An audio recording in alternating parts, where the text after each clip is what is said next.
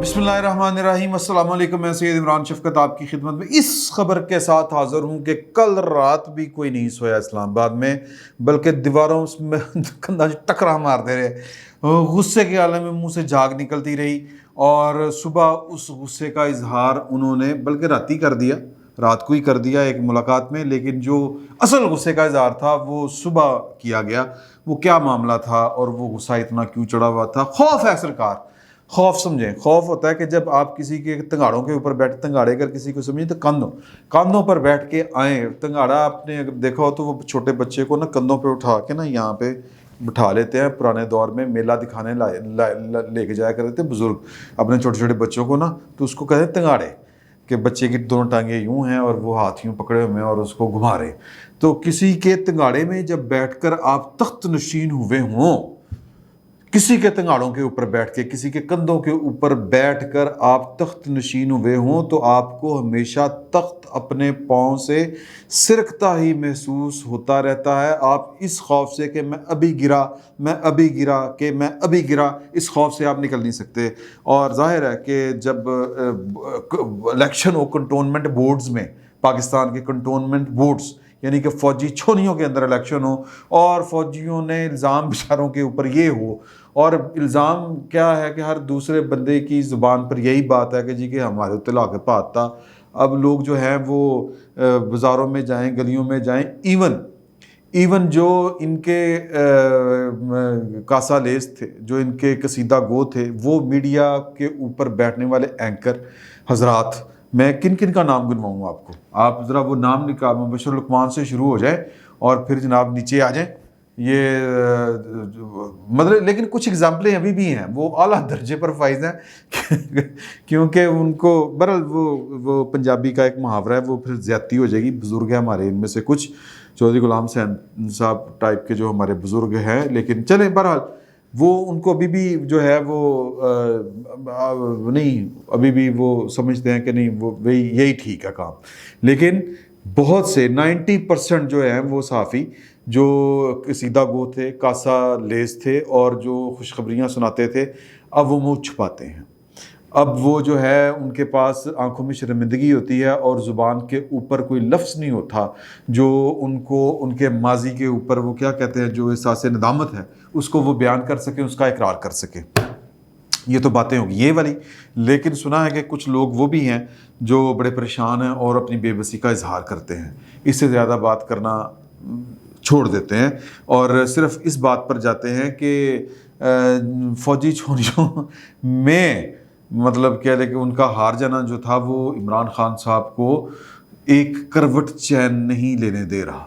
कल उन्होंने वज़ीर आला पंजाब साहब से मुलाकात की, उस्मान बुज़दार साहब, चूँकि माहौल देखें ना आप ज़रा कि इस्लामाबाद के पार्लियामेंट हाउस में एक सेशन हो रहा था, जॉइंट सेशन, जिसमें सदर ममलिकत जनाब डॉक्टर आरिफ अलवी साहब जो थे वो हुकूमत के और इमरान खान साहब के गुण गिनवा रहे थे और दुनिया को उनकी मुरीदी इख्तियार करने की तरगीब दे रहे थे। और दूसरी तरफ जो है वो अपोजिशन ने क्या हाल किया हुआ था और साफ़ी बाहर क्या कर रहे थे। पूरा मुल्क एक साइड पे था, या पूरे मुल्क के जितने तबकात हो सकते हैं शुबा है ज़िंदगी के, वो एक तरफ थे, और इमरान खान साहब और उनके गिने चुने कासालेस, और वो भी जो डायरेक्ट बेनिफिशरी हैं। आरिफ अलवी साहब ने अपने क्लिनिक के अलावा कुछ सोचा ही नहीं हुआ होगा कि मैं जनाब पाकिस्तान के सबसे बड़े ऑफिस में बैठूँ मैं कभी, तो ये लिहाजा उन्होंने तारीफ़ नहीं करनी थी और रज़ी करनी है सरकार, उन्होंने करनी है। तो लेकिन उसके बावजूद एक तरफ ये माहौल था जो टेंशन देने के लिए काफ़ी है इमरान खान साहब को। उनको हो सकता है कोई फ़र्क ना पड़ता हो कि गरीब रो रहा है रोता रहे, बददुआएं देता रहे। पारस खुर्शीद एक एंकर हैं, उन्होंने इमरान खान साहब से सवाल किया था लोग खुदकुशियाँ करें तो कहते मैं ऐसी करिए फिर। मतलब ये किसी वज़ीर आज़म के मुंह से ये शरफ भी इमरान खान साहब को हासिल है कि उन्होंने इतनी ढिठाई से ये कह दिया कि लोग खुदकुशियाँ कर रहे हैं तो फिर हम क्या करें। अच्छा जी, और किन्हें करना है? लेकिन खैर जाहिर है कि उनको इन बातों से कोई फ़र्क नहीं पड़ता। उनको किन बातों से फ़र्क पड़ता है? वो उन्हीं बातों से फ़र्क पड़ता है जिन बातों ने उनको, जिन खदशों ने उनको रात को सोने नहीं दिया और सुबह उन्होंने आके कबीना में उल्ट दी हर चीज़। वो मैं आपको अभी बताता हूँ। اپنی انہوں نے خطرہ بہت زیادہ ان کو فیل ہو رہا ہے، حالانکہ میں سمجھتا ہوں کہ خطرے والی بات کوئی نہیں ہے. جو 10 سالہ منصوبہ اگر کسی کے ذہن میں آج بھی ہے تو پھر اس کا بڑا آسان حل ہے کہ ابھی وہ جس طرح میں نے پہلے ہی بات کی کہ ابھی آپ نیوٹرل ہو جائیں اور جو اگلے الیکشن جنرل الیکشن ہوتے ہیں ان میں آپ پورے کا پورا جناب اپنا زور لگا دیں، پورے کا پورا مطلب وہ آر ٹی ایس ہوں یا ای وی ایم، وہ جو پرچی ڈالنے والی جو اب پرچی کی بجائے جو ووٹنگ مشینیں ہیں ٹک ٹک کر کے وہ لانی پڑے یا کچھ بھی کرنا پڑے، ہو سکتا ہے کہ. لیکن عمران خان صاحب ظاہر ہے کہ ان کو تو یقین نہیں آئے گا. کیوں یقین نہیں آئے گا؟ کہ پارٹی یا کہہ لیں یا بازی کسی بھی وقت پلٹ سکتی ہے. ان کی جگہ پر آپ ہو کے سوچیں. یہ تو ہم کہہ رہے ہیں نا کہ یہ ہمارا خیال ہے کہ یار کہ کوئی گل نہیں، یہ الیکشن تو مطلب نہ اس کا تو کسی لیول پہ کوئی اثر ہی نہیں پڑ سکتا، نہ حکومتی فیصلوں میں پڑنا ہے، نہ پاکستان کے خزانے پہ پڑنا ہے. یہ تو برائے نام سے ایک الیکشن ہے، تو لہٰذا اگر یہ ہم نیوٹرل جانے دیتے تو جانے دیں، کیا فرق پڑتا ہے. لیکن یہ بات جو ہے عمران خان صاحب کو سمجھ اس لیے نہیں آئے گی کہ وسوسوں میں بندہ گر جاتا ہے، وسوسوں میں گرے میں کہ یار کہ ہن میرا کی بنے گا. اب بورڈ، یہ جو کنٹونمنٹ بورڈ کے حالات ذرا مختلف ہوتے ہیں عام پاکستان کے حالات سے.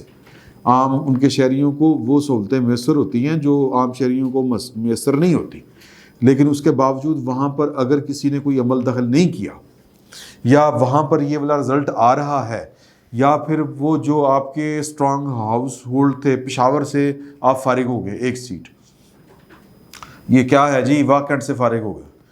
یہ صرف گجرانوالہ میں کچھ آپ کو سیٹیں ملی ہیں، اس پر انہوں نے اطمینان کا اظہار کیا، نعمان چٹھا ویری گڈ، بڑا اچھا کام کیتا. تو باقی وہ عثمان بزدار صاحب کو بٹھا کے گلے شکوے کر رہے تھے، ان کی کلاس لے رہے تھے، اور پوری رات نیند اس لیے نہیں آئی کہ پائن پچھوں پائی لوکا نے ہاتھ چک دیتا تھا. مطلب تو ہے نا سادہ جا، ابھی تک تو ہاتھ اٹھایا ہوا ہے. یہ جو کنٹونمنٹ بورڈ کے انتخابی نتائج ہیں، اس کا دوسرا مطلب اور کوئی نہیں ہے کہ عمران خان صاحب کا وہاں پر ساتھ دینے والا کوئی نہیں تھا.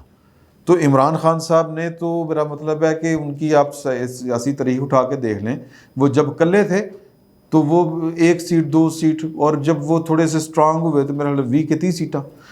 تو یہ تو اب رحمت ہوئی نا ان کے اوپر، بقول نواز شریف کے 40 سیٹوں کا ہیر پھیر ہوا تھا. تو لہٰذا ان کو یہ پتہ ہے کہ جو پرفارمنس ہے، جو جس طرح جو مہنگائی ہے، لوگ جو جھولیاں اٹھا اٹھا کے بد دعائیں دے رہے ہیں، ووٹ تو وہ دینے والے نہیں ہیں.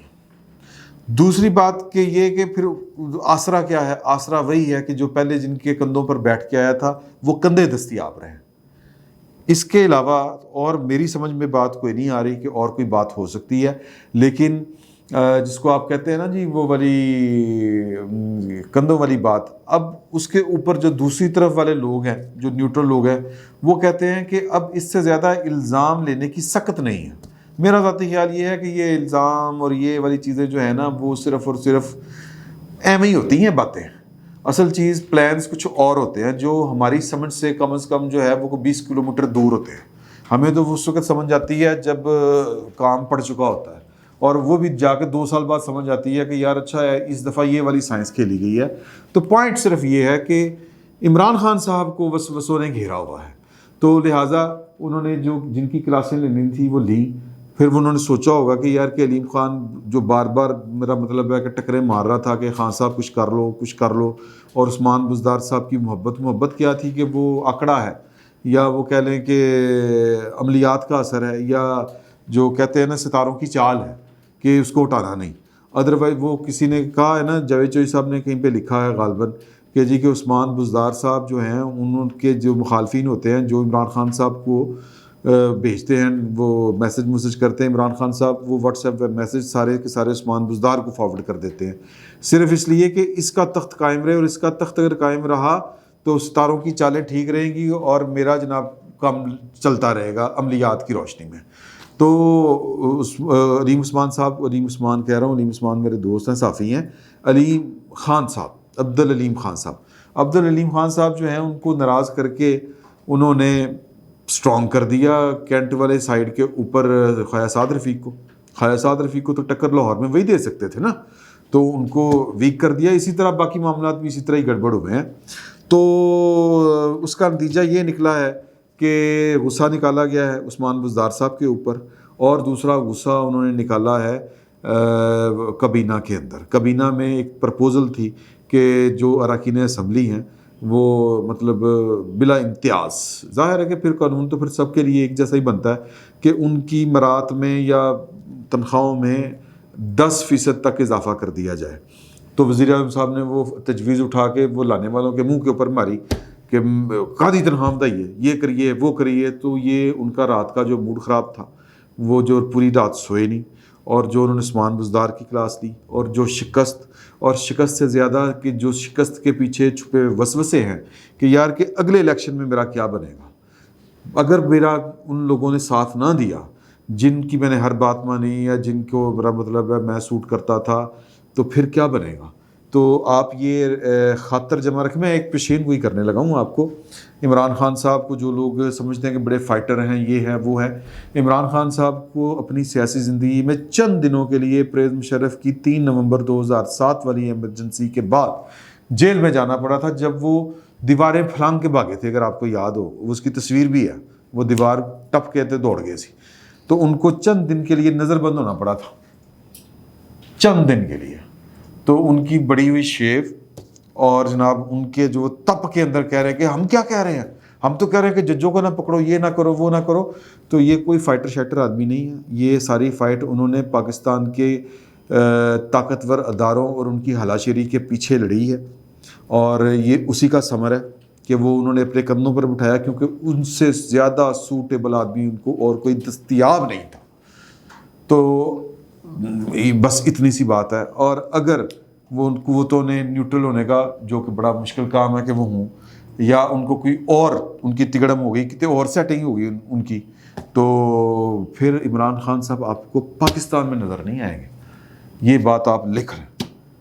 جن کو لگتا ہے نا کہ جی خان صاحب بڑے فائٹر ہیں اور بڑے اسٹرانگ نروز کے مالک ہیں، انہوں نے دوڑنا ہے اور سیدھا جا کے لندن سا لینا. فی الوقت اتنا ہی. بہت بہت شکریہ آپ کا.